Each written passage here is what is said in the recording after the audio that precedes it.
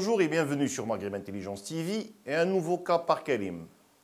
Le cas des jeunes ministres du gouvernement Akhnouch commence à poser sérieusement problème. 2 mois après sa formation et des débuts prometteurs, voilà que certains membres de ce gouvernement déçoivent tant sur le fond que sur la forme. Dans plusieurs départements, l'impression générale qui se dégage est que leurs titulaires sont encore dans une période de stage, avec un bruit de fond assez cafouilleux. Une Ritsem Zour, en mal avec le protocole à Marrakech, snob un ministre d'État gabonais qui prononçait un discours au nom des pays africains. Une Fatem Zahra Ammor qui, au moment où le tourisme bat de l'aile, enchaîne les clashs avec les professionnels du secteur. Ou encore, une Awatef Hiyar qui, malgré les critiques de la presse, impose son mari au sein de son cabinet ministériel. Mais le cas le plus grave, à mon sens, c'est celui du ministre de la Communication et de la Culture. Mehdi Ben Saïd ne semble pas vouloir faire dans la mesure.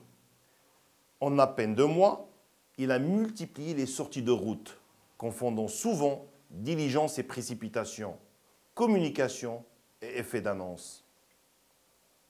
Trépignant d'impatience, il annonce un nouveau statut d'artiste pour courant décembre, avant de se rétracter et expliquer que ce même statut ne verra le jour qu'en janvier.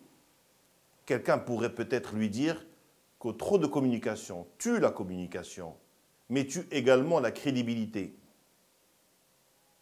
Croyant bien faire, le très jeune ministre voudrait transformer les maisons de jeunesse en des centres de mise à niveau linguistique, pour aider, affirme-t-il, les jeunes à mieux intégrer le marché de l'emploi, comme si la langue était le principal handicap pour trouver un travail.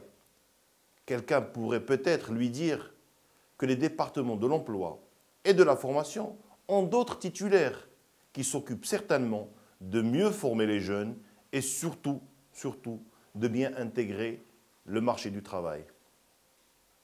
Quelqu'un pourrait également dire à Mehdi Ben Saïd que prendre un jet privé pour faire le trajet Rabat-Marrakech est une gaffe, très grande gaffe. Et qu'expliquer après que ce même jet privé a été mis à sa disposition bénévolement par un homme d'affaires est une maladresse, une très grande maladresse. Un ministre qui plus est s'occupe de la culture, de la jeunesse et de la communication devrait arpenter les routes du Maroc profond à la rencontre de jeunes Marocains, au lieu de s'envoler dans les cieux au risque de se cracher prématurément. Quelqu'un pourrait également dire à ses ministres que convaincre les Marocains n'est pas un gâchis de temps et que le silence n'est pas une forme de confiance en soi, mais qu'il est ressenti comme un dédain, que les Marocains risquent de leur faire payer plus rapidement qu'ils ne le croient. C'était un cas par Karim. À la semaine prochaine.